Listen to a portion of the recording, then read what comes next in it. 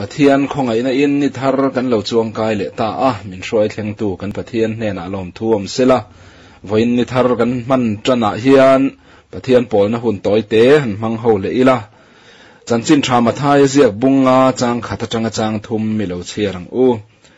ti chuan mi puite chuam mu in tlanga akal chowa tina thuwa azirtir te hne na an lo kala tin thuwa soya an ma ni azirtira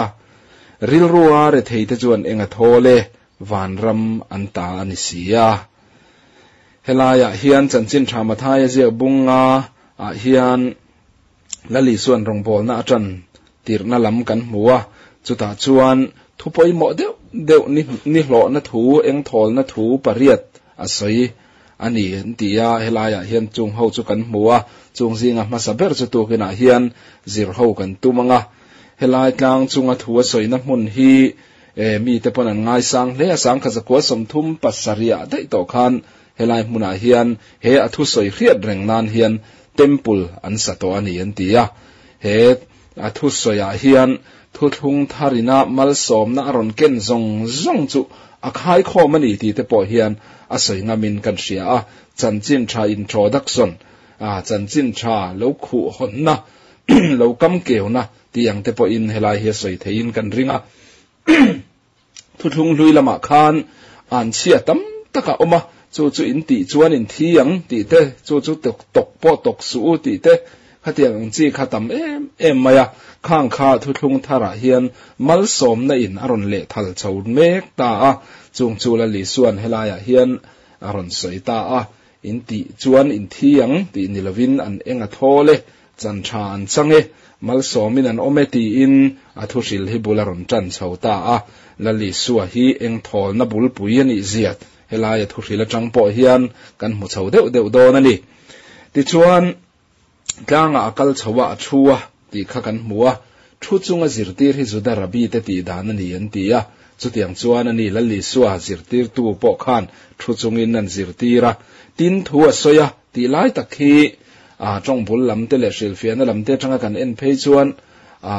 hemi mi hring thu kan soi sati ang mai ni lo van lama tanga thu don puang chuak ti na ang hian ni e an tia mi thiam ten chu wang chuan he thu a soi hi van lam thu ani van lam thu pek angin van lam thu cha a soi ani ti kha lo she masata ila ti chuan ril ruwa re thei te chu an enga thole van raman ta ni sia ti kan mota a van ram nei tu ni tur chuan ril ruwa re thei angai ta phot ania ma se he ril ruwa re thei ti tak mai hi enge om zia niang ti hi ngai tu ta ila tun ma chuan ke pokasiat thiam thin dan chuan kananin ngai tu a midang te thluk lo em in siat na te sum le pa ya te po ro thila te po anianga khatiang kong sanga kan re thei zia in siat na ril ru hi ani om mange ti hi ka ngai tu thina amaro chu ngot chu alo ni hau lo mai ti hi achiang khop maya chu wan chuan ril ruwa re thei ti ina ako tum tak mai chu tharau lama pachia ti na hi lo ni dai jok maya kan bible le lin thara po khan tharau lama an pachiat zia in siate ti in da ania chu wan chuan ril ruwa re thei kan ti hian tharau lama pachiate ti kha ko ka greek tongin to cost ti te nia chu mi om zia chu eng ma nei lo re thei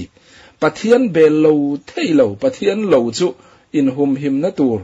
pathian lo chu tran chan tur nei lo reng khatiang ang chi soi na kha alo ni hlau maya chu wan chuan ma ni tharau lam nun chan him tur po eng ma ti thei nei lo pachiat zia in sia ma ni pathian ne na tlulut lei thei lo ma ni chan dam na tur po thok chuak lei thei lo I suwa kamamo tak mewani tia ril ruwa pachiat zia in sia tharau lama pachiat zia in sia nun na kong dang nei lo lali suwa lo chu nun na kong dang nei lo khatiang ang ho sei na kha ani ti hi tukina hian lo seta ila chu wan chuan chu tiang ang mi ril ruwa re thei tharawa pachia te chuan pathian chau lo chu bel tur an sengai lowa pathian ne na an tulu top mai thina chung mi te chu an enga thole chan tha an change ti in helaya hian aron soita ani ti kha lo sia ila ti chuan kan pathian thuwa sim hian pachiat zia in siat na te keimani lam kan nep zia in sia ta wanga pathian bel na pathian atluk lu na hi kan pathian hena lom em mai ania enge moni ve riawa in siat na hi kan nei thina hi kan mel ma ni lali suwa tel lo chuan chandam na kong zo thei kan ni lo zia te kan van ram konga pin zia te kan sia a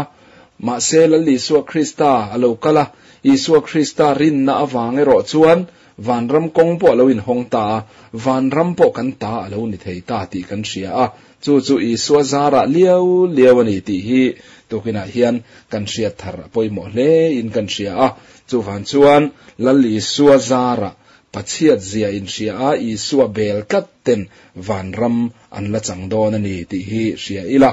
enge mokani veng riawa in sia deu ngal na mai hi chuan ring tu nun hi ati chezo kani pitar pakhat tong trayan soi thin ka sia a o lalpa imi siat hi han ni ve te lulia o ati thina imi siat hi han ni ve te lulila o ti kha a tong traina ani kum khuari ngot mai ani an ti ani amaro chu khang te po kha a tharau lam pachiat zia in siat na atanga pathian tharawina pola wanga anep zia in siat na atanga tong traina ni ti kha alang chiang ngoi maya palian pui bula kan din chuan kan patet zia kan in hremai thina ma se palian pui bula kan din lowero chuan lian ve deu moi hanin ti mai te po hi ol khop maya lali suwa bula om tamapiang te hian an nep zia an pachiat zia lali suwa laka chuan an nep zia kha anin muchiang thina ni chu wan chuan tharawa pachiat zia in mutur le in shetur chuan lali suwa ke bula kan tluklu tamangaya pathian kan pol tama pathian kianga kan len dun pathian ne na kan len tam phot chuan kan nep zia ama kan mamo zia kan in shelo theilowa chu ama kan mamo na atang chia chuan van ram hi kan chang thei ani ti hi tukina hian in thar le ila chu van chuan eng keizong pathian tel lo chuan eng ma kan i lo vetia pathian kuta tlulu sham thin te khatiang ang mi te kha tharawa pachiat zia in siate an ni thin ani kan pastor kalta pakhatina atong kam ngai nom kati deu mai chu tharawa pachiat zia in siate mit tui hian ko shan abol lim thin ati angai nom khop mai tharawa pachiat zia in siate mit tui hian ko shan abol lim thin chu wan chuan kan ko shana hian pathian pol tammi lali suwa kianga leng tammi anep zia iswa tel lo chuan eng mani lo zia in sia a tharawa pachetak mai lali suwa nai ram thin iswa nen lo chuan eng ma kan i lo ve in ti thin mi an tamzo pole kan ko hran chu kan hlim zel mayang ma se enge moni ve riawa in sengal mai chu tiang chu ko shana kan tam phot chuan ko hran hi ro tol ve thung do dani chu wang chuan voina hian iswa nen a leng dun tak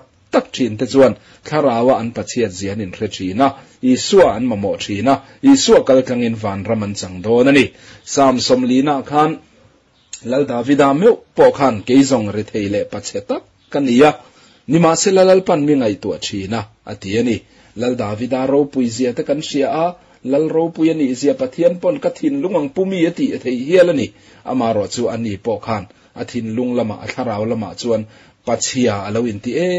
ema ma selal pan mi ngai tu thin alo ti ani pathiana tuluta chuta chuan eng thol na lo changle thin ani voina po hian nang le ke po eng thol na kan chan na pulpui berchula li suani ti sia ila thin lunga lung chiate ril ruwa pachiat nate ril ruwa re thei nate hian lali suan nen lamin nai tir zel sela ti chuan i suwa zara van ram chu kan ta alo ni ve zel donani pathian na thu kan zatan mal somro se amen ni man nuam vek ule